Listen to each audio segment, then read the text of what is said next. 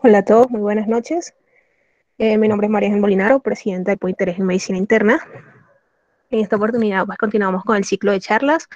En esta oportunidad vamos a hablar del hemograma a cargo de Andrés Hernández, estudiante de cuarto semestre y miembro activo del IMIC. Y nos acompaña el doctor Otto Hamann, médico familiar y decano de la universidad. Y adicional a eso, presidente de la Asociación Colombiana de Medicina Familiar. Bueno, sin más preámbulos, le doy la palabra a Andrés Hernández y continuamos. Bueno, muy buenas noches a todos. Bienvenidos a esta su charla sobre el tema hemograma que se las presenta con mucho gusto el grupo de interés en medicina, pues del IMIG, que lo que pues nos permite es ahondar un poco más en los temas de estudio sobre los temas de formación, claro está. Entonces, ¿ven mi presentación? ¿Bien? Sí, Andrés, sí se ve. ¿Puedes ampliarla, por favor? Sí, Andrés. Vale, déjenme un segundito. Ahí la ven ya ampliada. Sí. Bien, bueno, entonces vamos a iniciar. Bueno, el tema de hemograma es un tema muy importante. El hemograma, pues, que conocemos también como cuadro hemático, como biometría hemática o recuento de células sanguíneas, es, como sabemos, una de las pruebas pues, que más se solicitan en un laboratorio clínico, ¿no? Y pues uno de los estudios que mayor información aporta al médico pues, sobre la homeostasis de un individuo, ¿no? Sin embargo, a través del tiempo, el hemograma ha sido objeto de múltiples modificaciones en cuanto a los parámetros que lo componen y pues también la forma de obtenerlos, los grados de precisión y de exactitud y pues su manera de interpretarlo. Sin embargo, para tener pues como una introducción pues, para iniciar este tema es necesario definir qué es como tal un hemograma. El doctor Campuzano Maya, un hematólogo, nos ayuda a identificar o definir qué es el hemograma y nos dice que pues más que un examen como tal, es un perfil, ya que pues agrupa una serie de parámetros que evalúan sobre todo la integridad cuantitativa y cualitativa de los elementos celulares presentes en sangre, ¿no?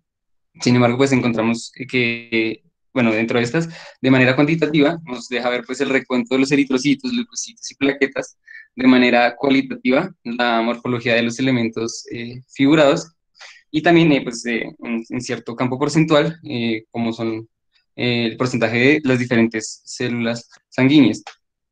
Un hemograma lo que nos puede llegar a traducir es la normalidad morfofisiológica de los centros hematopoyéticos y también el equilibrio entre pues, la producción y la destrucción de los elementos figurados en la sangre del paciente.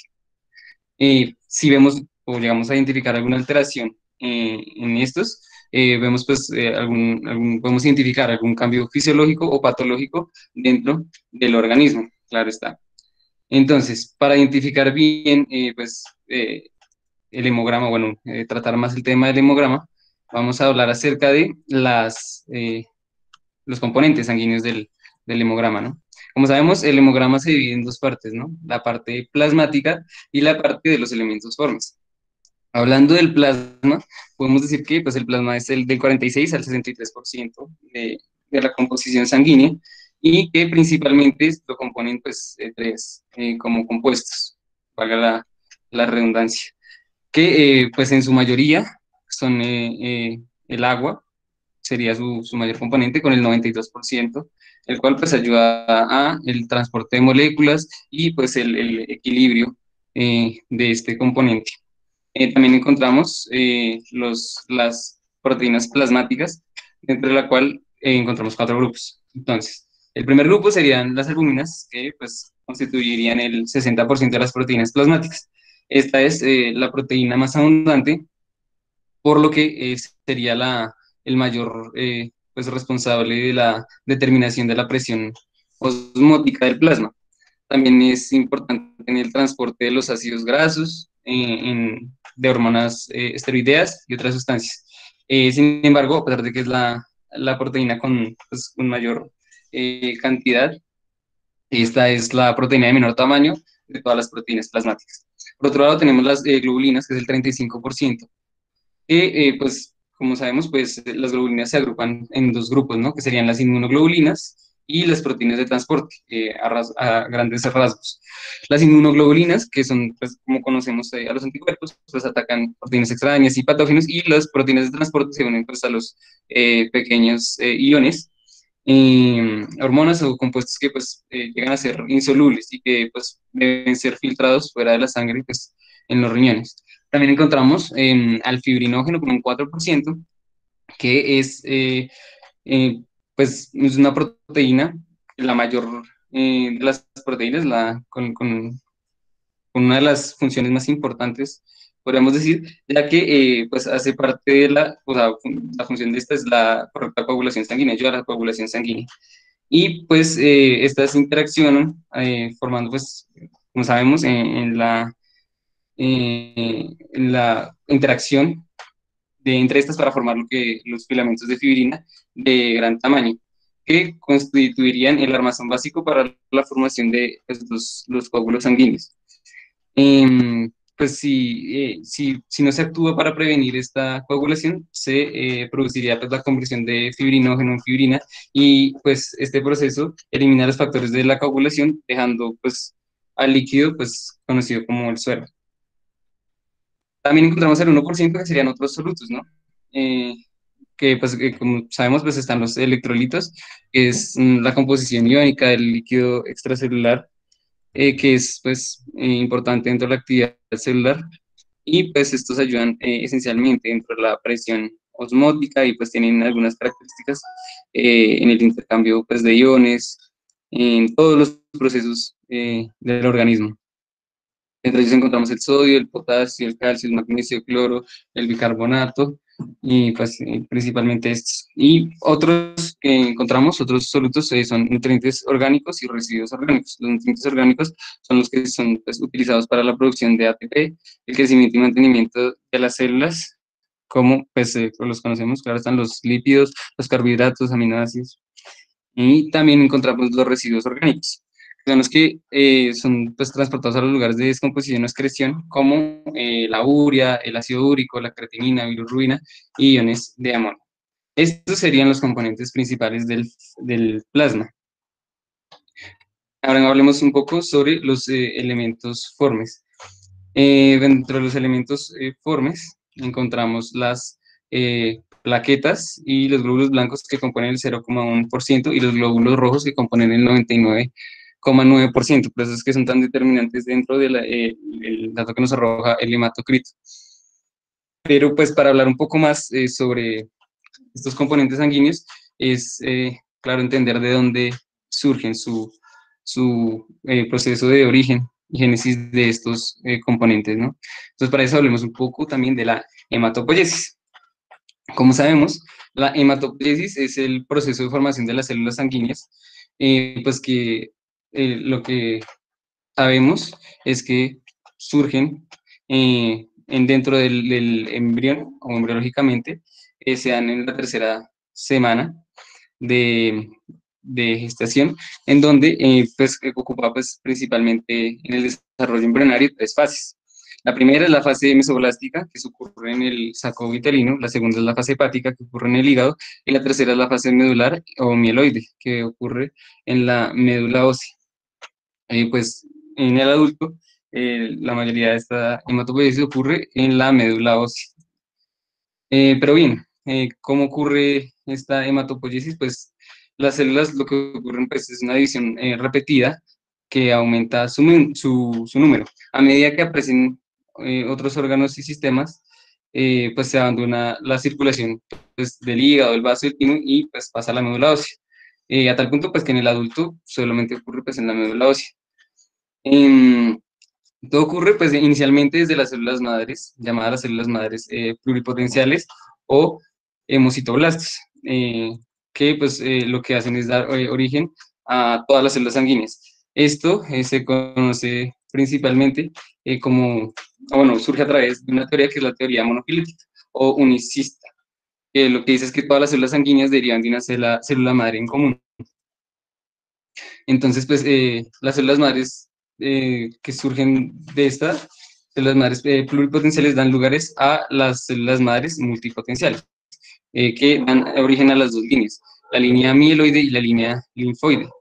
Em, Estas células madres, bueno, la célula madre mieloide se divide para formar 5 tipos de células madre y cada una de ellas son responsables de la producción de los glóbulos, por ejemplo, en este caso de los glóbulos rojos, por los blastos. En la región de los blastos origina el preeritoblasto, que es como la célula de formación como principal, y ahí va madurando al eritoblasto, al normoblasto y al reticulocito, que allí ya sale a la sangre periférica y pues se forman los eritrocitos.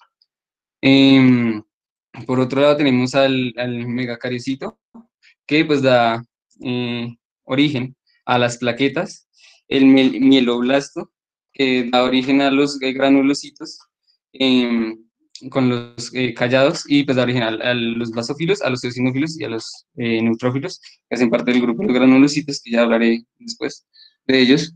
Y también el monoblasto daría lugar al promonocito, que daría su lugar al monocito. Y por el lado de las células madres linfoides, se daría lugar a los linfoblastos, que darían a su vez lugar a los prolinfocitos, y estos a los linfocitos, claro está. Bueno, bien, pues aclarado una vez esto, es necesario pues hablar de los elementos formes, que son pues los protagonistas principales de este tipo de examen, ¿no? Dentro de los elementos formes encontramos pues principalmente los glóbulos rojos, ya que pues como les dije, componen el 99,9% de la composición de la sangre. Y pues en abundancia por microlitro serían alrededor de unos 5,2 millones. En normalidad estarían en un rango de 4,4 a 6 millones. Las características principales de estos elementos formes es que son discos bicóncavos sin núcleo, mitocondrias o ribosomas. Tienen un color rojo debido a la presencia pues, de la molécula de hemoglobina, y pues transportan oxígeno desde los pulmones a los tejidos y anhídrido carbónico desde los tejidos a los pulmones. La expectativa de vida es alrededor de 120 días y los aminoácidos y el hierro que estos los componen se reciclan y se producen estos principalmente en la médula ósea y a través de la eritropoyetina, que surge a partir del estímulo de la hipoxia. Y pues ocurre todo lo que ya nombré, pues las células de formación y maduración de estos elementos formes. Ahora bien, estos serían los glóbulos rojos. Los glóbulos blancos, como ya dije, se dividen en dos. Hablando primero de los granulocitos, podemos hablar de los neutrófilos, ¿no? El neutrófilo, pues, tiene una abundancia de 4.500 por microlitro. En un rango normal serían de 1.800 a 7.300, con un recuento diferencial más o menos del 57%. Sus características morfológicas principales es que son células redondeadas, en donde su núcleo recuerda como una ristra de cuentas, y el citoplasma contiene, pues, como inclusiones grandes y pálidas. Como funciones es principalmente la fagocítica, ya que engullen pues, patógenos y restos en los tejidos, y como observaciones podemos decir que sobreviven durante minutos o días, dependiendo pues, también de la actividad, y son producidos en la médula ósea. Bueno, por otro lado también tenemos a los eosinófilos. Los eosinófilos que pues son de menor abundancia, ya que pues su abundancia por microlitro serían de 165 eosinófilos por microlitro. En un rango de 0 a 700 pues estarían bien, y pues tienen un recuento diferencial del 2,4%. Pues las características, vamos a decir que son células redondeadas con un núcleo habitualmente pues dividido en dos lóbulos. El citoplasma pues contiene grandes gránulos que se tiñen de rojo y naranja también, pues dependiendo de las tinciones, en este caso serían tinciones ácidas. Y pues atacan pues todo lo que está marcado con anticuerpos y son muy importantes en la lucha contra infecciones parasitarias, y también pues se puede decir que suprimen la inflamación. Estos también son producidos en la médula ósea.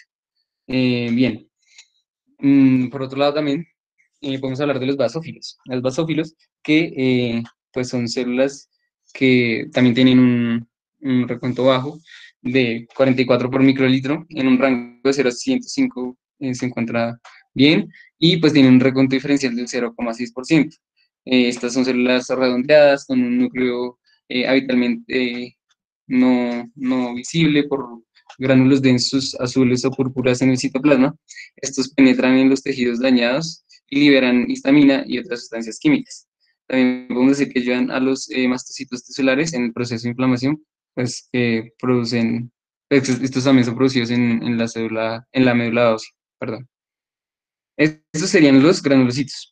Ahora hablemos un poco de los agranulocitos. Los agranulocitos son principalmente dos, que serían los monocitos y los linfocitos. Los monocitos, su recuento sería de 456, dentro de un rango de 200 y 950 se encuentran bien, y tienen un recuento diferencial de 6,5%. En características podemos decir que son muy grandes, que tienen un núcleo como en forma de riñón, arriñonado, y tiene pues, un abundante citoplasma pálido. También podemos decir que estos, ¿cómo funcionan? Pues es que penetran en los tejidos para convertirse en macrófagos libres y pues engullen patógenos y residuos. Y también podemos decir que son producidos en la médula ósea, fundamentalmente. Por último, los linfocitos, podemos decir que su recuento es de 2185, dentro de un rango de 1500 a 4000 se encontrarían pues bien y pues constan con un recuento diferencial de 30%.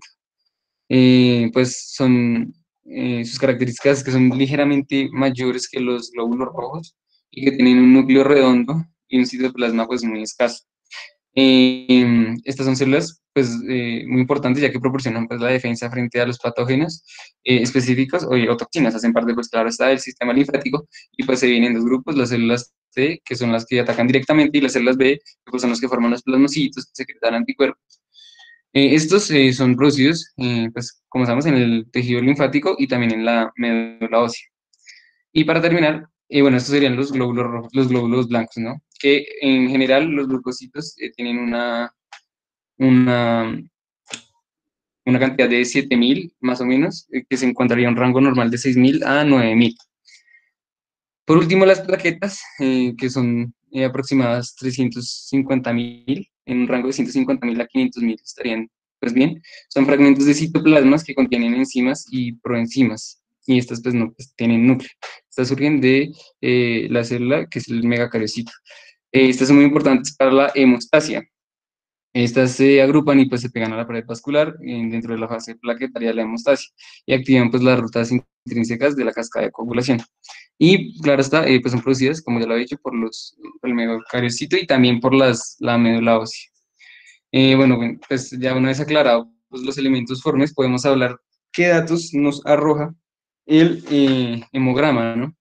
Entonces, dentro de los datos que nos permite hablar, bueno, es claro entender que este tipo de exámenes varía dependiendo del primero el laboratorio y también de los autoanalizadores, algo que ya hablaré dependiendo pues, de las clasificaciones de estos, ¿no?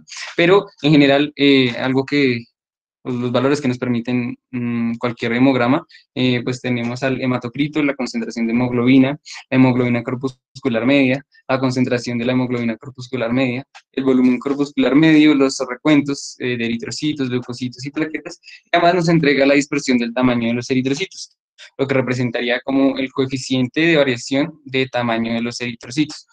Bien, ahora hablemos rápidamente sobre cada uno de los datos que nos arroja, que representa y cómo pues nos sirve para identificar pues cada una de las patologías o condiciones que presenta el paciente y pues, dependiendo de su cambio, cómo se puede tratar.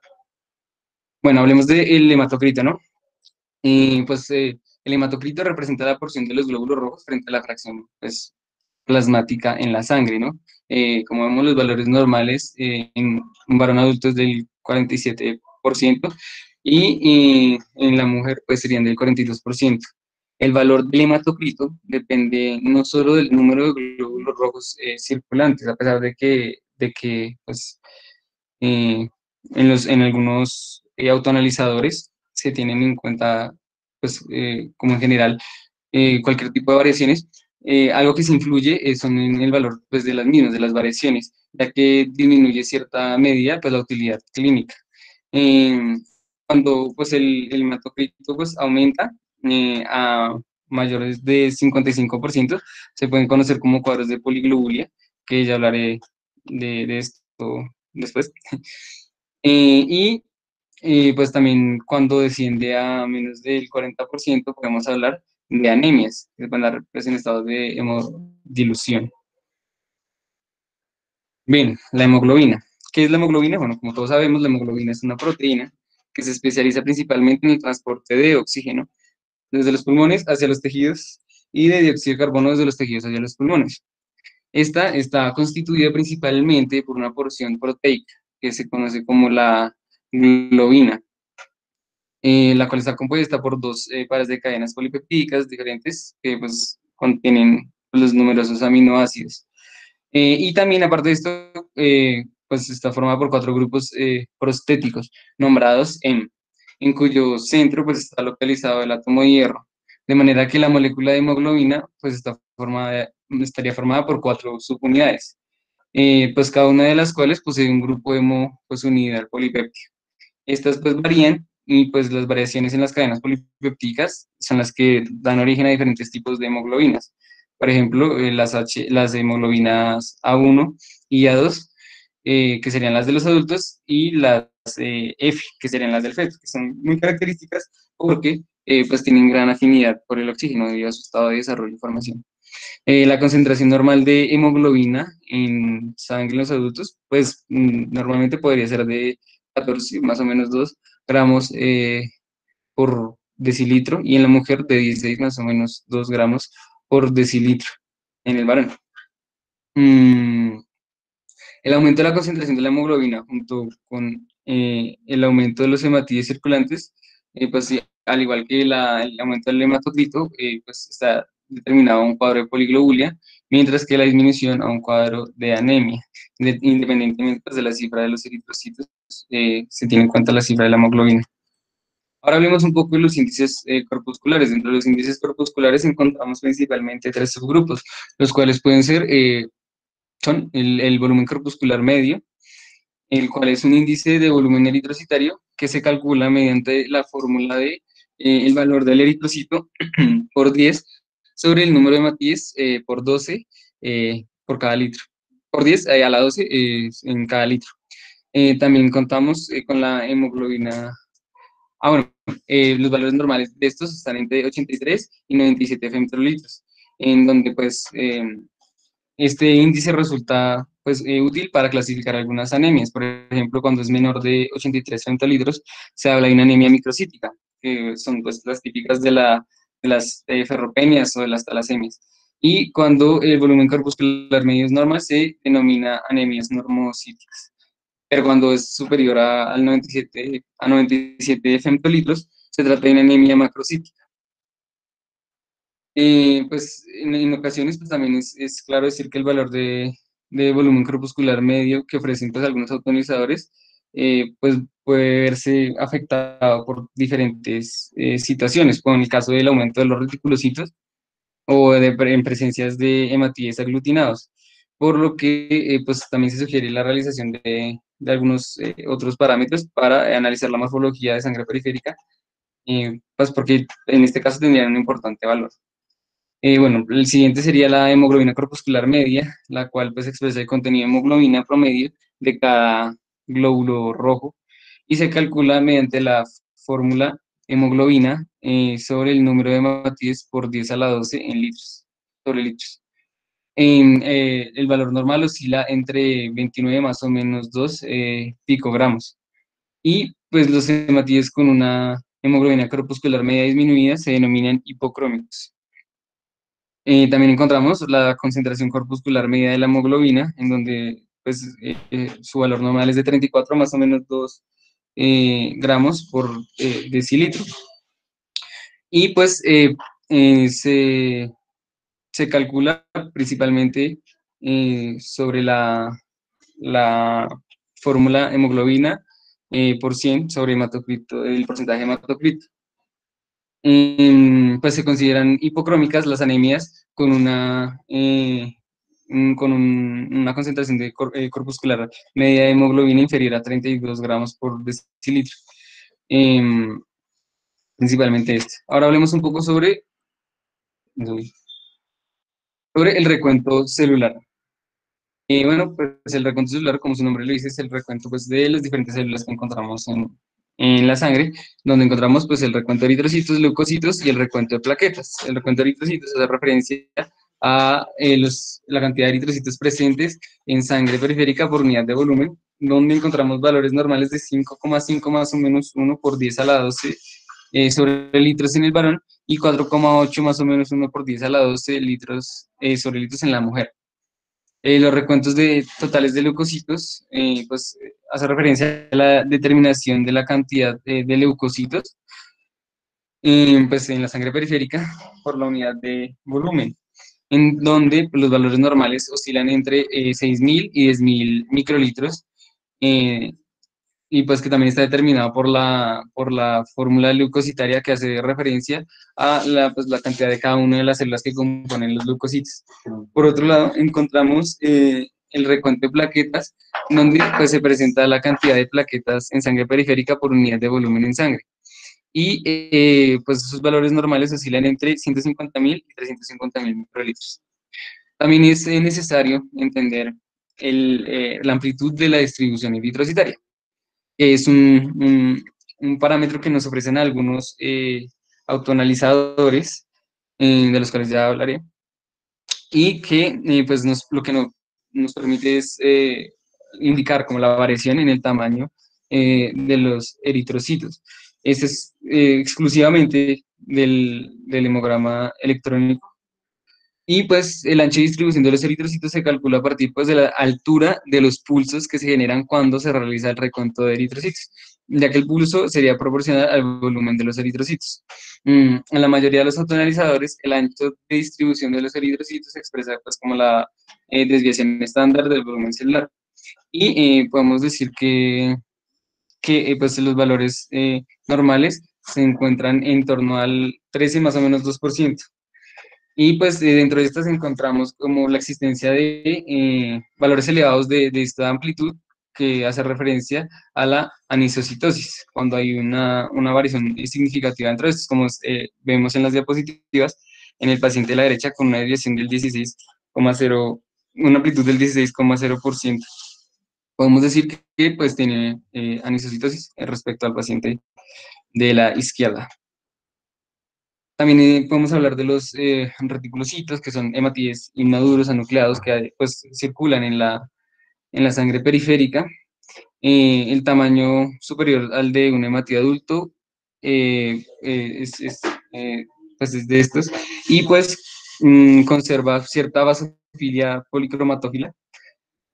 Dentro de esto podemos decir que los reticulocitos abandonan la médula ósea y su maduración finaliza eh, alrededor de unas 24 horas en la sangre periférica. Estos son glóbulos que, pues como ya les dije, no han alcanzado su total madurez y pues son muy abundantes cuando hay casos como de anemias. Y pues cuando se incrementa la producción de glóbulos rojos, pues se genera pues esta disposición de estos reticulocitos. Los valores normales en sangre periférica oscilan entre 35.000 y 75.000 microlitros. Bueno, ahora hablemos un poco sobre las alteraciones que nos pueden arrojar, pues, o que podemos ver dentro de los hemogramas. Principalmente, pues, hablemos de los eritrocitos. Dentro de las alteraciones podemos encontrar varios tipos de alteraciones, como puede ser la de tamaño, la de forma o de la de coloración. Dentro de las alteraciones de tamaño, podemos hablar de las microcitosis, que es como un predominio de matrices de menor tamaño de lo normal, menores a 80 femtolitros, y que son muy frecuentes, principalmente en las anemias ferropénicas, talasemias y anemias de enfermedades crónicas. También podemos hablar de las macrocitosis, que es el predominio de hematíes de mayor tamaño de lo normal, mayores a 100 femtolitros, que son frecuentes en las deficiencias de folatos o de vitamina B12, como es en el caso de las anemias megaloblásticas. También se ven muy frecuentes en la mielodisplasia y las hepatopatías crónicas. También podemos hablar, por otro lado, de la anisocitosis, la cual es la desigualdad en el tamaño de los hematíes, como ya lo hemos visto, y pues es algo de carácter inespecífico. Y también podemos incluir las pioquilocitosis, las cuales es la desigualdad en la forma de los hematíes, que pues también puede ser de carácter inespecífico. Ahora bien, hablando un poco sobre otro tipo de alteraciones, tenemos a las alteraciones de la forma, en donde encontramos pues varios tipos. Encontramos a las esferocitos, que son hematíes de forma esférica, generalmente de menor tamaño, sin aclaramiento central, son típicos de la esferocitosis hereditaria, que pueden darse por un defecto en la membrana del eritrocito o también en anemias hemolíticas que son de carácter autoinmune. Por otro lado, podemos ver los eritrocitos, que como su nombre lo dicen, son eritrocitos de forma elíptica, pues que son de hallazgo inespecífico, sin embargo, son muy típicos pues, en la enfermedad que lleva su nombre, la eritrocitosis hereditaria. También podemos hablar de los estomatocitos, que son hematíes con una depresión central que tienen como forma de boca, que estos cuentan pues en una alteración presente pues en la enfermedad como las hepatopatías, en el alcoholismo, pues, y también en la estomatocitosis, y también en algunas anemias hemolíticas autoinmunes. También podemos hablar de los esquistocitos, que son presencia de hematíes fragmentados, los cuales son típicos de la hemólisis intravasculares, pues que pues son como características pues de la hemólisis mecánica por coagulación intravascular diseminada en hemangiomas y también anemias de la marcha o anemias microangiopáticas.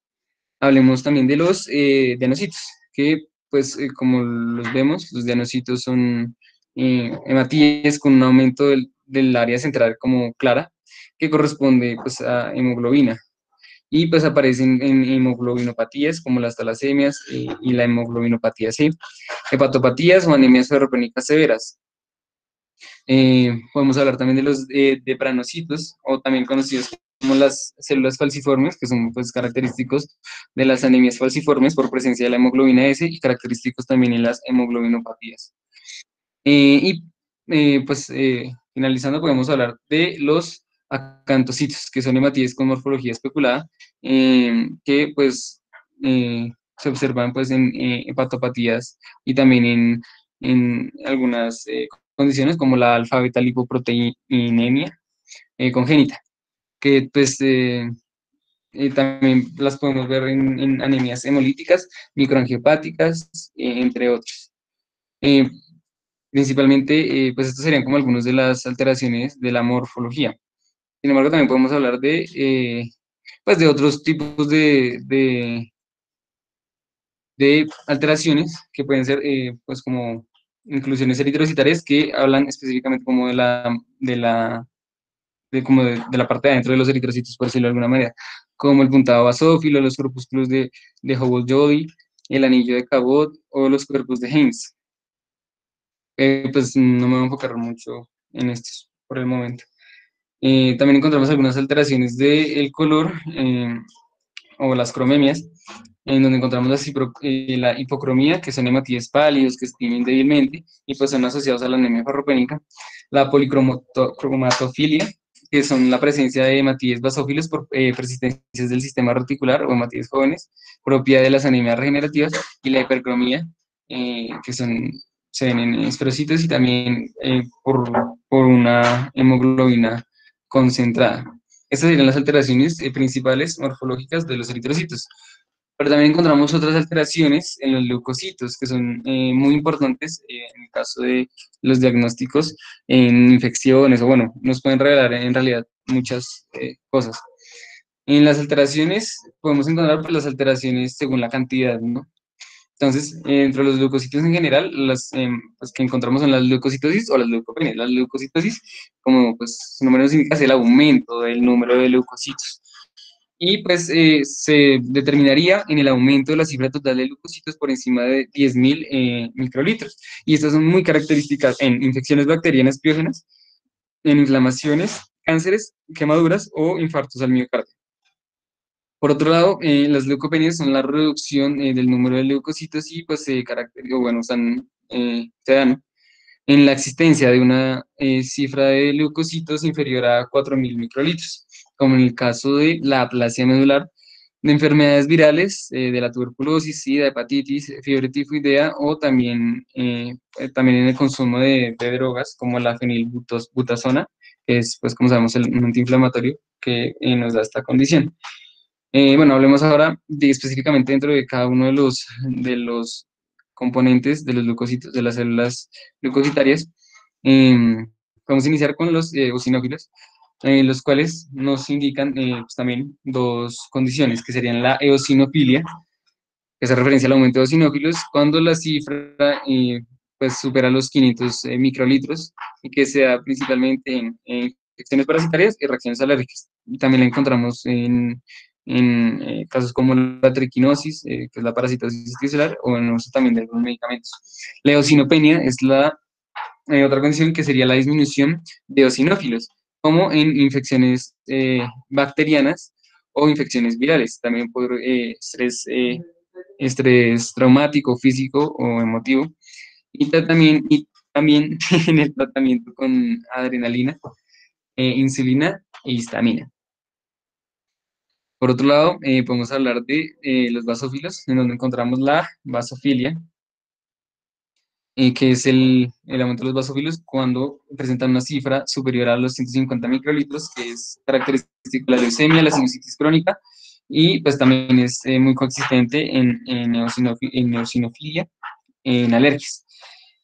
Y por otro lado encontramos la basofilopenia, que es la disminución de los basófilos, generalmente en los mismos procesos de la eosinopenia, van muy de la mano, que también son muy característicos en la enfermedad de Cushing, en el hipertiroidismo o tratamiento con hormonas tiroideas y también durante el embarazo. Eh, bueno, podemos hablar también de los monocitos, de los cuales, pues, hablamos del aumento de los monocitos y nos referimos a la monocitosis, perdón, cuando hace referencia a una presencia mayor de 1000 monocitos por microlitro, en donde es característico verlo en tuberculosis caseosas, en leucemias o en infecciones virales y protozoarias.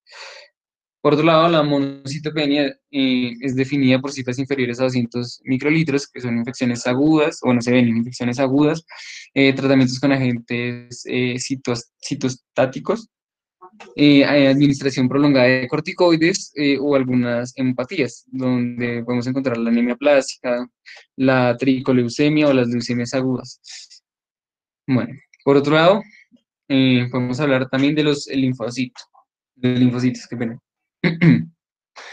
Los linfocitos cuentan con la linfocitosis que es definida por un aumento por encima de los 4000 microlitros, eh, un aumento mayor al 45% de estos, y se ve característica en enfermedades virales como la varicela, la mononucleosis infecciosa, la parotiditis, la hepatitis, la tuberculosis, entre otras. También vemos estos elementos aumentados en procesos de inflamación. Em, la linfopenia, también podemos hablar de ella en casos de disminución de estos elementos menores a 1300 microlitros, en donde encontramos las anemias aplásicas, las terapias esteroidales, las quimioterapias o enfermedades de inmunodeficiencia, como es el SIDA. También podemos hablar de los neutrófilos, en donde podemos hablar de la neutrofilia, que es el aumento de los neutrófilos. Y pues se caracteriza por ser un aumento mayor a 7500 microlitros. Dentro de estas encontramos infecciones bacterianas agudas y con infecciones virales, también en procesos de pacientes con quemaduras y también en uso de medicamentos como la prednisona, eh, hablando específicamente. Y por otro lado hablamos de la neutropenia, dentro de los neutrófilos, que es la disminución de estos con una cantidad menor a 1000 microlitros de sangre. Dentro de estas encontramos dos tipos, que pueden ser las congénitas, como una neutropenia cíclica, agronulocitosis infantil, bueno, hay varios síndromes que pertenecen a este grupo, y las adquiridas, que pueden ser pues divididas también en dos grupos, que pueden ser secundarias o idiopáticas. Las secundarias pues pueden ser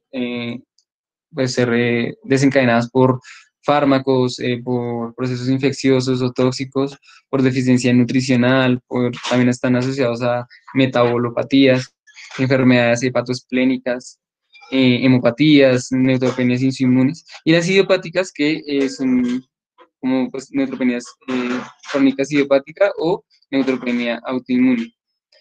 Y pues esta puede darse por menor producción o maduración o por mayor destrucción o secuestro, como el caso de la anemia perniciosa o plástica. Por último, podemos hablar de la trombocitopenia, bueno, de los plaquetas, donde encontramos la trombocitopenia, que es la disminución de las plaquetas, que suele considerarse relevante cuando hay un recuento inferior a 100.000 microlitros. Estas se pueden dividir en dos, en centrales y periféricas. Las centrales pues son caracterizadas por un defecto en la médula ósea, y en estas encontramos dos, como las amegacariocíticas, que son por disminución o ausencia de precursores, o las megacariocíticas, que son por trombopoyesis significadas, con presencia de un número normal de megacaricitos en la médula ósea. Por otro lado están las periféricas, que sería pues por una alteración de plaquetas circulantes que se causan por una destrucción excesiva o prematura. Dentro de ellas encontramos las inmunológicas y las no inmunológicas, que se pueden caracterizar también por defectos de producción de megacaricitos, destrucción aumentada, alteraciones de la distribución, cáncer que llega a una metástasis, una autoinmunidad o también el uso de algunos medicamentos. Y por otro lado, en las plaquetas podemos hablar de la trombocitosis. La trombocitosis, pues, como sabemos, es el aumento de las plaquetas cuando hay una existencia de una cifra superior a 450.000 microlitros, que sean, pues, pueden darse por anemia por déficit de hierro, un síndrome nefrótico, y pues, bueno, dentro de estas, vamos a hablar de esto. Por otro lado, podemos hablar de alteraciones según la morfología, como en el caso de los, por ejemplo, de la degranulación, de las degranulaciones, o, sí, específicamente de estas. En la serie linfoide podemos entenderlas, como digamos en el caso de la granulación citoplasmática, que es la presencia de granulación en el citoplasma linfocitario, que pues, por lo general sea por un hallazgo en específico, pero pues que se ven muy frecuentes en infecciones, por ejemplo, virales o en síndromes también linfoproliferativos. También encontramos el virocito, que pues, es un linfocito de tamaño aumentado con citoplasma basófilo y núcleo con presencia de uno o varios nucleolos. Y pues este es muy característico también de infecciones virales como la mononucleosis infecciosa. También podemos hablar de la hendidura nuclear, que es la presencia como de una banda fina que hace como que el núcleo pues tenga una apariencia como de un granito de café, y se observa en algunos síndromes linfoproliferativos. Em, También encontramos con algunas otras alteraciones como el tricolinfocito, las células de Cesari, que son característicos del síndrome de Cesari, y las sombras de Gumprecht, que son pues, restos nucleares de linfocitos rotos al realizar la extensión de la sangre periférica. Estas son las principales alteraciones de las que podemos hablar dentro de los leucocitos. Pero ahora vamos a hablar, pues como ya lo he dicho, de algunas enfermedades características que podemos destacar, que nos permiten identificar el hemograma, como el caso de la poliglobulia. Pues la poliglobulia se entiende como el aumento del número de eritrocitos circulantes por encima de 6 por 10 a las 6 microlitros, o valores también de hemoglobina superiores de 18,5 gramos por decilitro en varones, o por encima de 5,5 por 10 a las 6 microlitros y 16,5 gramos por decilitro en mujeres. Em, pues el aumento pues, del hematocrito por encima del 54% en los varones o del 50% en las mujeres también nos puede dar la determinación de esta condición. Dentro de estas condiciones, dentro de esta condición encontramos una clasificación de la poliglobulia, donde encontramos primero a la poliglobulia relativa o pseudopoliglobulia, que sea por una hemoconcentración como consecuencia de la reducción del volumen plasmático y normalidad de la masa globular. Se puede observar pues, en un estado normal de deshidratación, que puede ser por vómitos, diarrea, sudoración profusa, o, por ejemplo en el caso de pacientes que tienen quemaduras, como sabemos, pierden hartos líquidos, entonces se puede ver presente esta condición. Y en algunos síndromes como la beta-talasemia minor por microcitosis. También podemos hablar de la poliglobulia primaria o policitemia vera, que es el síndrome mieloproliferativo crónico, pues es característica esta, y pues eso es como el resultado de la proliferación anómala de una célula madre pluripotencial que da un lugar a una hematopoiesis clonal en la que predomina la hiperplasia eritroide. Y pues esta se ve muy característica porque se acompaña de leucocitosis y trombocitosis. Y por último encontramos también la poliglobulia secundaria o un aumento de la eritropoyetina. Pues que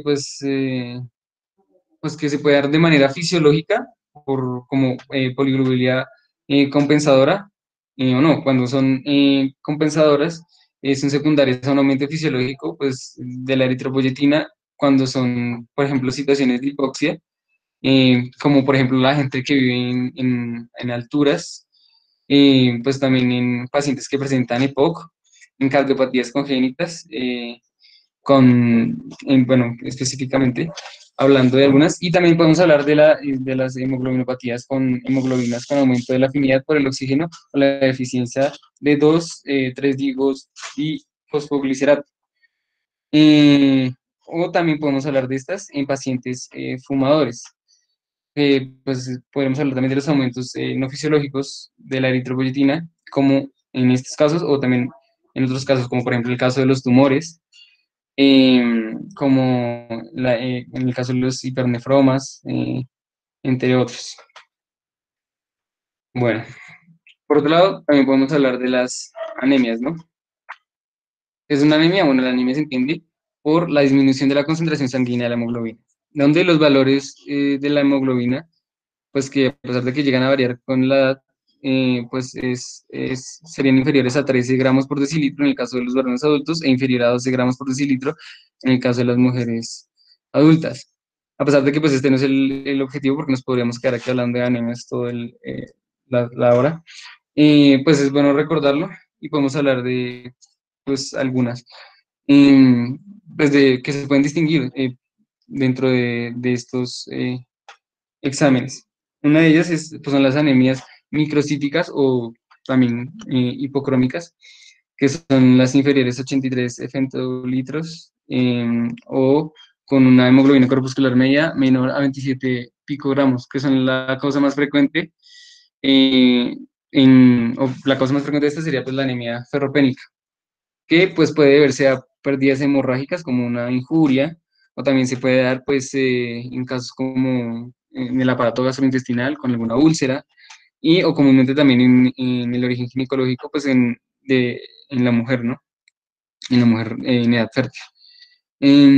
También podemos hablar del aporte dietético insuficiente, la mala absorción intestinal del hierro, el aumento pues, de requerimientos, por ejemplo, en el caso de los embarazos o de infecciones o también de neoplasias.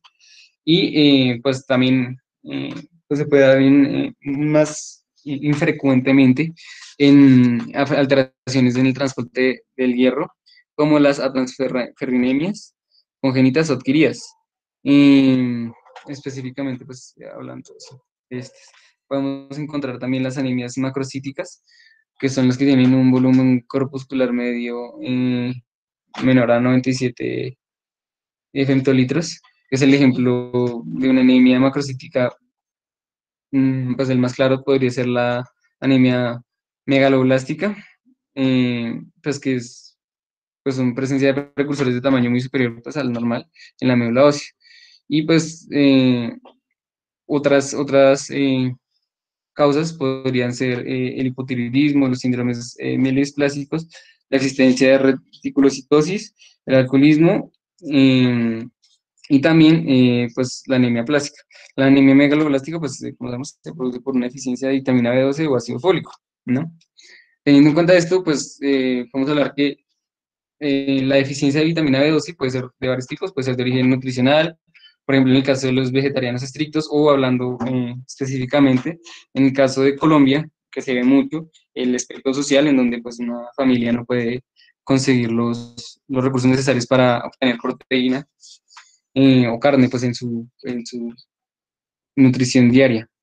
También se pueden dar por condiciones de mala absorción, de origen gástrico, como anemias perniciosas, o intestinal, como el síndrome de asa ciega o la contaminación bacteriana.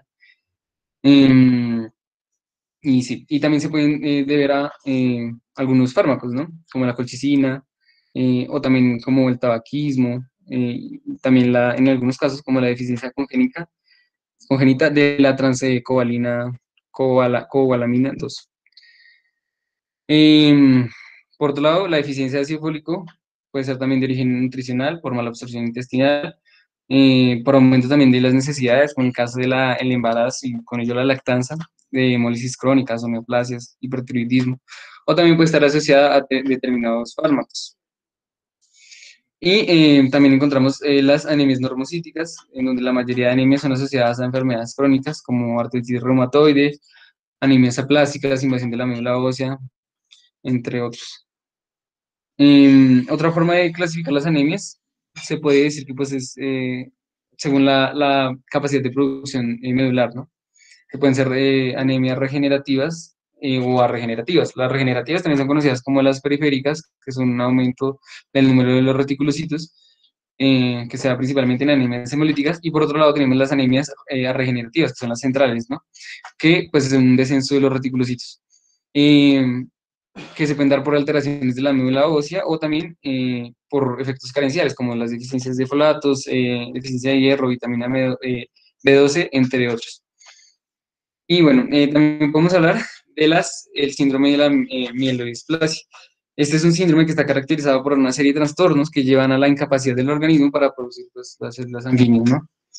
Como sabemos, los síndromes mielodisplásicos constituyen una patología que tienen un difícil abordaje clínico por su complejidad y también pues por las, ¿cómo decirlo?, limitadas posibilidades de terapias específicas, ya que pues usualmente se presentan en pacientes con edades avanzadas y sí, con otras comorbilidades, por decirlo de alguna manera.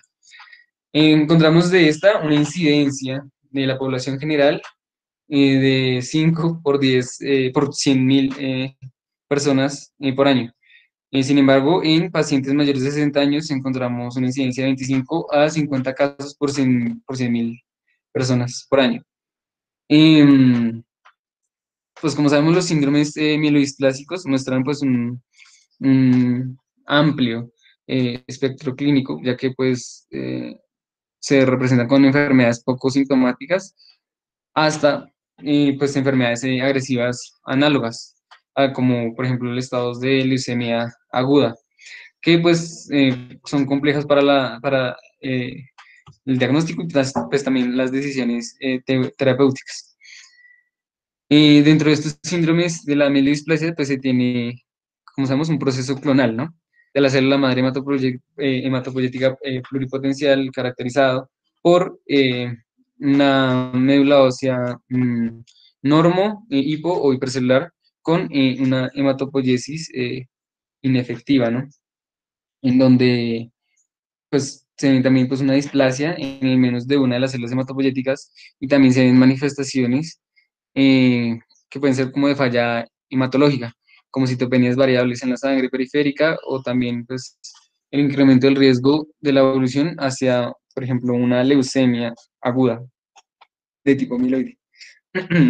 Pues el diagnóstico pues, se basa en la evidencia morfológica de la displasia o alteración de la maduración del examen de la médula ósea en el mielograma y en la biopsia, por lo que implica un diagnóstico que requiere un análisis clínico cuidadoso, morfológico y de exclusión, claro está.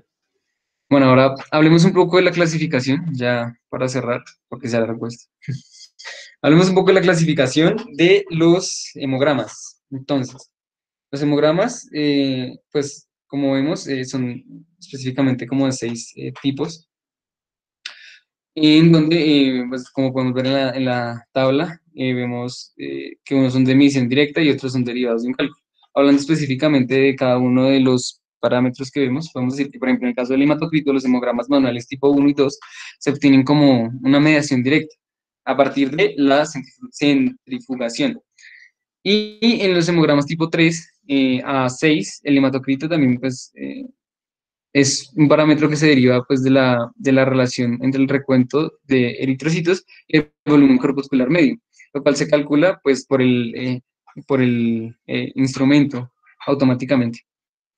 Sin embargo, en algunos hemogramas como el tipo 6, que es como el último, que se tiene con el Sysmex XE 2100, dan como una mayor confiabilidad del parámetro, ya que el hematocrito no se deriva de una fórmula, sino que se determina a partir de la suma de los volúmenes medios corpusculares de los eritrocitos, pues que se cuentan en cada evento, eh, que más o menos serían como unas 70.000 células por duplicado por hemograma. Y pues como consecuencia, el hematocrito obtenido pues es como más exacto, ¿no?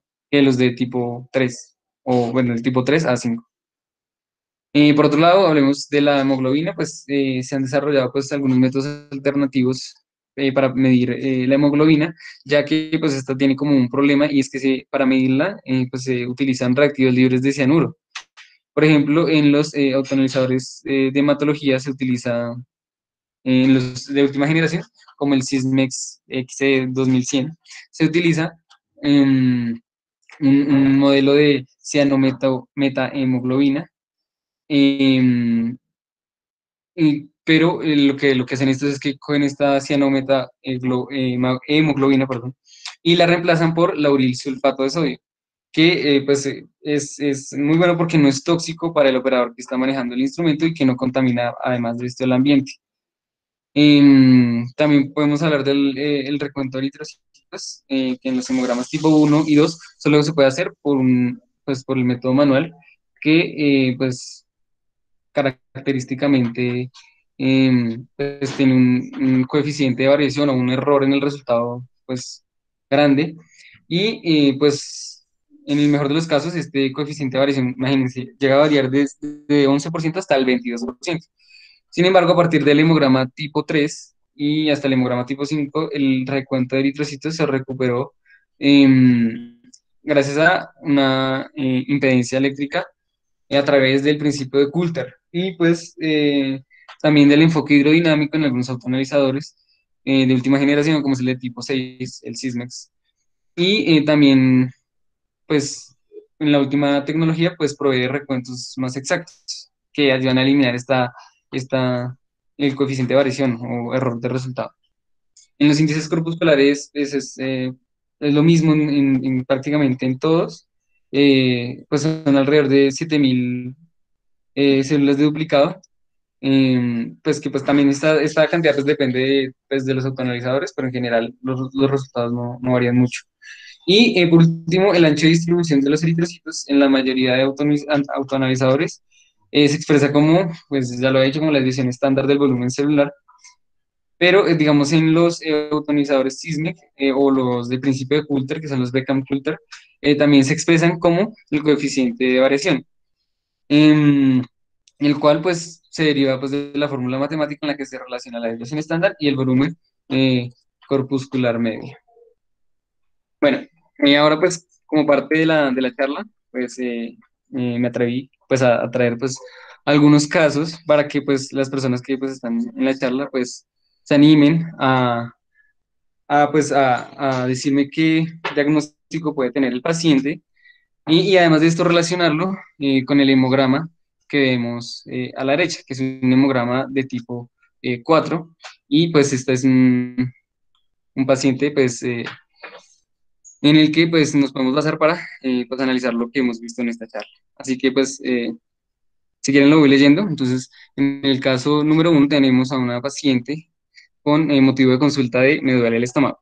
Es una paciente femenina de 22 años quien ingresa al servicio de urgencias por presentar cuadro clínico de un día de evolución consistente en dolor en la región epigástrica de intensidad 8-10, que se irradia a la fosa ilíaca derecha, acompañado de fiebre no cuantificada y dos episodios eméticos de contenido alimentario. Esta paciente refiere anorexia, niega otra sintomatología asociada y pues en el momento la paciente es sintomática. Como antecedentes encontramos que pues, de ginecológicos, menarquia de 14 años, una sexarquia de 16 años, compañeros sexuales 3, fecha de última regla el 25 del 10 del 20, enfermedades de transmisión sexual niega, G0, P0. De examen físico, pues tenemos que pues cuenta con una tensión arterial de 126 sobre 89 milímetros de mercurio, una frecuencia cardíaca de 103 latidos por minuto, una frecuencia respiratoria de 22 respiraciones por minuto, una saturación del 93% y una temperatura del 36,3%. También contamos con que la paciente tiene un abdomen blando, depresible, doloroso de la palpación en fosa ilíaca derecha, Lundberg positivo, Robson dudoso, no masas, no megalias, no adenopatías inguinales y pues ruidos intestinales presentes. Bueno, de acuerdo a esto, pues, ¿quién se anima a, a dar un diagnóstico de la paciente? ¿Me escuchan? Sí, se lo escuchamos. Buenas noches. Buenas Eh, noches. bueno, pues viendo la sintomatología que tiene la paciente, pues pensaría yo que tiene una sintomatología típica de apendicitis. Entonces, ¿analizo también el cuadro hemático o solo Por analizo? favor, Ah, por listo. favor. Listo, entonces vemos pues un conteo de blancos elevado de 17-13 y con neutrofilia. Adicionalmente, pues podemos ver, creo que es como lo único alterado de resto. Ah, bueno, lo que es el conteo de células rojas está normal, hemoglobina 3 está normal. Pues en general los conteos, la línea roja se encuentra normal y pensaría yo pues que la elevación de los leucos es secundaria a un proceso inflamatorio y que digamos que por la apendicitis están elevados.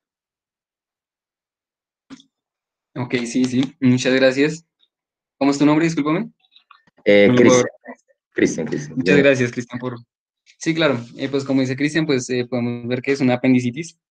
También podemos tener en cuenta el score de que pues nos indican que por lo que vemos aquí del el bronco positivo, el erupción dudoso,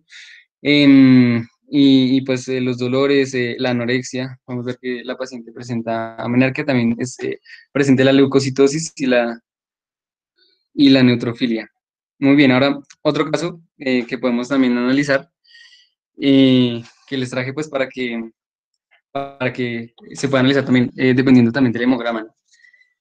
En donde encontramos a una paciente femenina de 35 años, quien ingresa al servicio de urgencias en compañía de un familiar por presentar un cuadro clínico de 5 días de evolución consistente en dolor en región lumbar derecha. Pues esta es asociada a síntomas irritativos urinarios dado por disuria y poliacuria. Adicionalmente, el familiar refiere pues, 2 episodios febriles cuantificados en 38,7 y 39 respectivamente. Pues se refiere no ser la primera vez que presenta dicha sintomatología y pues en el momento la paciente es sintomática. Como antecedentes patológicos encontramos hipertensión arterial y pues diabetes insulino requiriente. En el examen físico tenemos tensión arterial de 90 sobre 70 milímetros de mercurio, una frecuencia cardíaca de 110 latidos por minuto, una frecuencia respiratoria de 26 respiraciones por minuto, una saturación del 89% y una temperatura de 37,5 grados Celsius. A ver quién se anima a dar el diagnóstico de este mini caso y pues relacionarlo con el hemograma, que es un hemograma tipo 3, a ver quién colabora.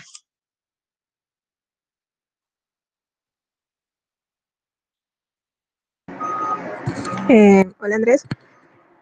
Hola María, ¿cómo estás? Pues bien, pues tenemos una paciente de 35 años que está cursando con síntomas irritativos urinarios.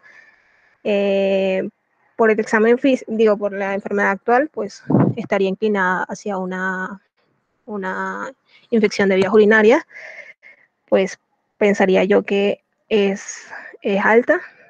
Bueno, eso ya lo basaríamos en examen físico y en paraclínicos, pero inicialmente pues pensaría que es una infección de vías urinarias alta, tipo pielonefritis.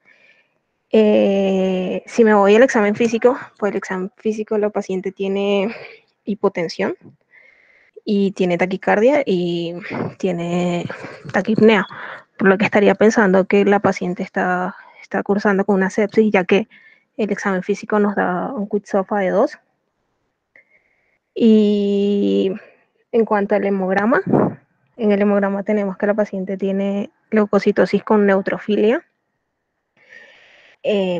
no tiene anemia y tiene las plaquetas, tiene trombocitopenia. Pues la trombocitopenia, pues pensaríamos que puede ser por la sepsis, ya que la sepsis pues te puede dar trombocitopenia o trombocitosis, porque hay una activación del factor 12 inicialmente, lo que nos genera pues un estado procoagulante y también se activa como lo opuesto al estado procoagulante. Bueno, también se van a activar todas las citoquinas, los complementos, pero también hay un daño endotelial. El daño endotelial lo que nos puede dar es un estado antifibrinolítico y ese estado antifibrinolítico con el factor de la coagulación pues nos puede generar lo que es una coagulación intravascular diseminada, que nos podría estar hablando de por qué la paciente tiene las plaquetas bajas y posiblemente puede estar en riesgo de sangrado. Exacto, muy bien, María. Pues sí, la paciente está cursando con una infección en vía urinaria alta y que se le desarrolló una sepsis secundaria y pues el hemograma pues apoya con la neutrofilia, la leucocitosis y como decías muy bien, el recuento de plaquetas está elevado em, y pues la paciente no tenía anemia. Y pues principalmente pues es eso. Y pues nada, muchísimas gracias a todos los presentes por escucharme. Espero que pues haya sido de su agrado. Si tienen alguna eh, pregunta que pues tengan sobre la presentación, pues aquí les puedo pues, colaborar. Gracias, Andrés. Muy buena presentación. ¿Me dejas ver la última diapositiva? ¿Cuánto fue el que tenía de plaquetas? De 112 más o menos por 10 a la 13. Es que, bueno, pues tuvimos un cambio en la diapositiva, pero bueno, la idea es que se supone que tenía pues un recuento de plaquetas, debería tenerlo, ¿no? Pues por la sepsis elevado. Sin embargo, pues en la presentación nos muestra que tiene 102 eso, por 10 a la 3. Ok, gracias. Andrés, buenas noches. Es una pregunta. Otra vez, Cristian. Hola, Eh, Cristian, ¿cómo va? Bien, gracias. Pues primero que todo, excelente presentación. Muchas gracias. Igual Ajá, ahí no, pues, por la oportunidad también pues de recordar estos temas que son bastante importantes en la práctica clínica. Tenía una no, duda que gracias. es... Dale, dale. me- no, gracias a ustedes por escucharme, por tenerme paciencia, pues dentro de lo poco que sea hasta ahora, pues como saben, estoy en mi cuarto semestre, pues para mí es una gran oportunidad compartir con ustedes. Así que, claro, dime. Ah, no, tranquilo, gracias. Entonces, en cuestión del ancho de distribución, porque yo en general siempre he tenido esa duda, digamos que, ¿cómo podemos aplicarlo como más clínicamente? Digamos, sabemos que podemos clasificarlo heterogénea o homogénea, pero pues en cuestión de anemia o policitemia, pues, ¿qué nos puede servir o cómo nos puede indicar el paso a seguir frente a alguna patología? ¿Sabes? Pues desde lo que yo entiendo, pues podemos decir que pues es como un apoyo para el hematocrito, ya que pues en algunos casos se ven que pues hay un coeficiente de variación en este recuento y se pueden utilizar como un apoyo para determinar, pues sí, como para cerrar este, que esté como este error de variación, ¿no? En donde pues nos permite pues ser un poco más concretos con ¿no? Como sabemos pues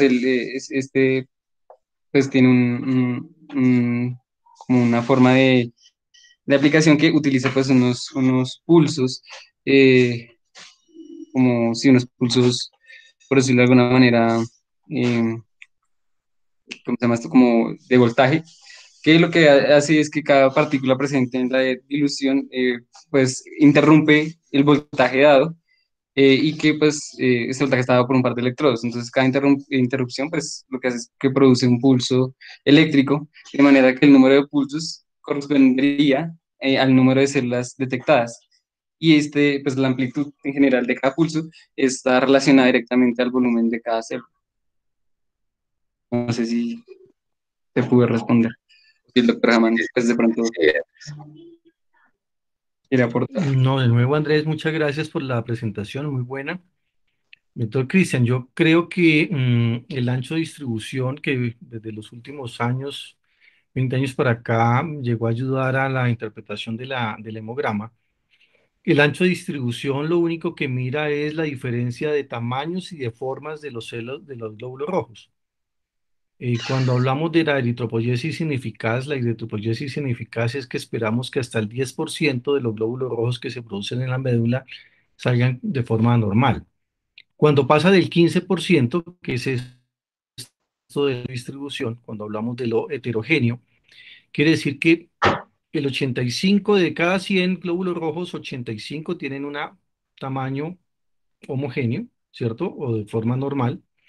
Y cuando pasa del 15, pues hablamos de heterogéneo. ¿Para qué nos sirve? Siempre pensar cuando los glóbulos rojos son o cuando hay un ancho de distribución muy alto, por encima de 15, pensar y siempre mirar los eritrocitos, perdón, los reticulocitos, para ver si hay una buena respuesta medular o no hay una buena respuesta medular. Y el ancho de distribución nos sirve mucho para determinar las acciones a seguir clínicamente y con laboratorios. Ustedes ven que todos los cuadros hemáticos y los hemogramas lo único que hablan son de índices, pero no hablan de las formas ni de las anormalidades. Entonces, la única forma o la única índice que me ayuda a decir aquí hay una alteración en la forma, en los tamaños de los glóbulos rojos es el ancho de distribución. En ese momento yo lo que debo pedir es un frotis de sangre periférica. Si yo hablo de una anemia heterogénea por encima del 15%, pues debo buscar cuál es la morfología importante, cuál es que está alterando. Entonces, me sirve para orientarme hacia pedir un frotis de sangre periférica y determinar la morfología exacta del glóbulo rojo, si es una anisocitosis, una asquitocitosis, una estomatosis, una anemia de células falciformes, en fin. Entonces, me da un parámetro para decir, haga un frotis de sangre periférica. Normalmente las anemias de tipo normocíticas son homogéneas, por lo que acabamos de explicar. Al ser normocíticas, hablamos de que su tamaño y no es muy variable.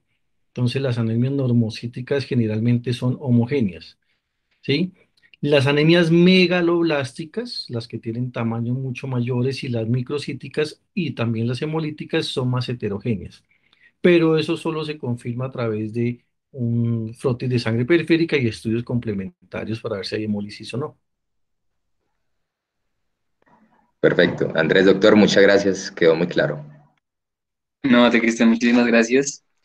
Y no sé si alguien más tenga alguna pregunta.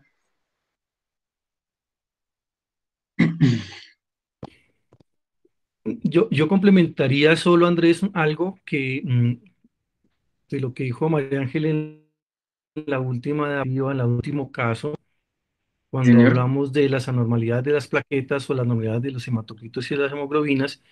En ese caso, pues probablemente sea porque tiene un cuadro febril el paciente y por eso tiene taquicardia y está hipotenso.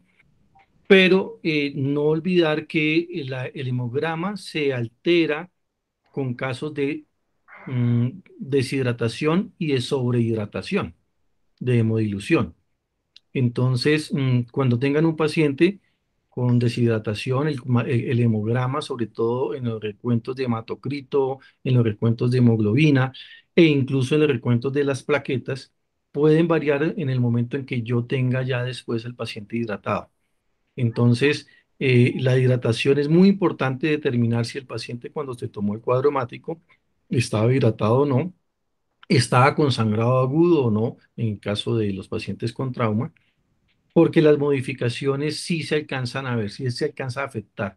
Entonces, tener que uno de los elementos que nos altera los resultados del cuadro hemático son tener en cuenta que el paciente no esté deshidratado, no esté hemodiluido, sobrehidratado, ¿cierto? O con un cuadro de sangrado, y los pacientes que estén febriles. De por sí, un cuadro febril o los pacientes que están en posconvulsiones, la sola convulsión genera liberación de glóbulos rojos, probablemente no de, de una neutrofilia, pero sí de leucocitos, perdón, más de glóbulos rojos, de glóbulos blancos. El solo cuadro de estrés genera una elevación leve de los leucocitos. Y habrá que mirar si se corrobora con los neutrófilos. pero hay unos elementos y hay unas condiciones que alteran el resultado del hemograma. Y entre esos los más importantes son la deshidratación, la hemodilución y los cuadros febriles. Claro, doctor, sí. Muchísimas gracias por su intervención y por su apoyo en esta charla. Pues es para mí también un honor pues contar con tutores que me colaboren pues en estos casos y que me hacen crecer pues en mi formación como doctor. No, Y a sí, ti pues, muchas gracias. pues sí, en este caso pues, pues como el doctor dice, es necesario tener en cuenta pues todos estos tipos de factores al momento de recibir al paciente y de realizar un hemograma. Pues digamos en este caso, en el caso 2 pues que era pues de una paciente pues con infecciones en vías urinarias, eh, pues lo que pues llegué a pensar es que se puede utilizar esto como una forma el hemograma como una forma de como diagnóstico también pues en el caso del Quick SOFA para determinar pues si la paciente está entrando en sepsis o no. No sé si estaría en lo correcto. Sí, ese es un elemento fundamental. Lo importante es que el cuadro hemático siempre será un complemento al cuadro clínico. Entonces, por supuesto que puede servir para el SOFA y puede servir de orientación. Eh, Otro elemento que también siempre se debe tener muy en cuenta cuando cuando vayamos a interpretar un cuadro hemático es la edad del paciente. Recuerden que los pacientes mayores de 65, 70 años tienen no son inmunodeprimidos, pero sí tienen lo que se conoce como una inmunosenescencia. Esa inmunosenescencia también es diferente con los pacientes jóvenes. Un paciente de 70 a 75 años no libera tantos leucocitos como lo liberaría una paciente como la que está en este caso de 35 años. Entonces, otro elemento también a considerar es la edad del paciente, eh, porque yo puedo tener un paciente con una sepsis, paciente de 70 años, con, sin unos marcadores muy claros en el cuadro hemático de sepsis, como una leucocitosis y una neutrofilia eh, muy importante. Y eso se suma a los pacientes que tienen una inmunosupresión también. Los pacientes que vienen recibiendo inmunosupresores, los pacientes que vienen recibiendo corticoides. La respuesta de los leucocitos, sobre todo estamos hablando de procesos infecciosos principalmente, la respuesta de los leucocitos y los neutrófilos está alterada y siempre hay que tener en cuenta. Por eso el cuadro hemático es excelente, es muy bueno, pero si nosotros tenemos a la mano una historia clínica bien completa, que es diferente un paciente de 75 años, es diferente un paciente con diabetes, es diferente un paciente con un CA y que está con antineoplásicos, con metotrexate o cistatino o con algún medicamento que va a alterar el cuadro hemático. Entonces, el cuadro hemático es un complemento para una sospecha diagnóstica. No es el diagnóstico porque depende de muchas otras variables como las que hemos nombrado, por el nombre de la edad, la inmunosupresión o no, la inmunosenescencia, la deshidratación, la hidratación, los cuadros febriles. Entonces, siempre llevarlo de la mano, siempre. Por eso está muy bien la presentación de caso clínico con cuadro hemático, porque podríamos decir que podrías tener un cuadro hemático que no correspondiera completamente al caso, y no quiere decir absolutamente nada. Ahí es donde empieza el juicio clínico a jugar y a tratar de ver qué es lo que está pasando. Claro que sí, doctor Hamann.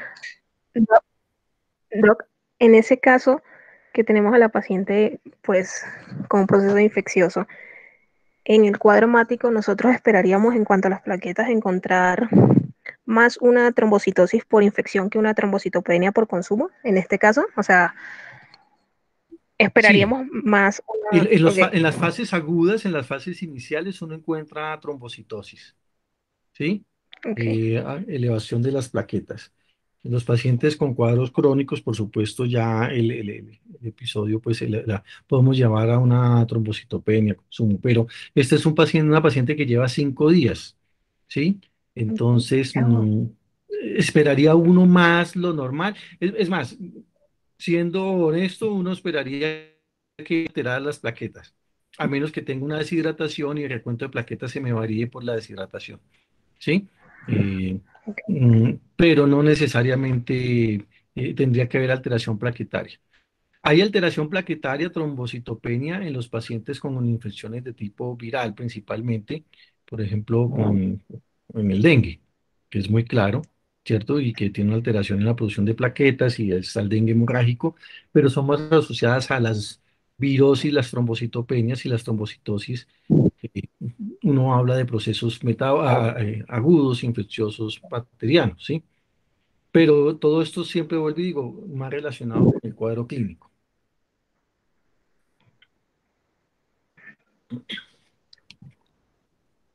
Bueno, pues no sé si alguien tiene alguna otra pregunta. Cerramos aquí la charla. Bueno, pues muchas gracias. Excelente charla.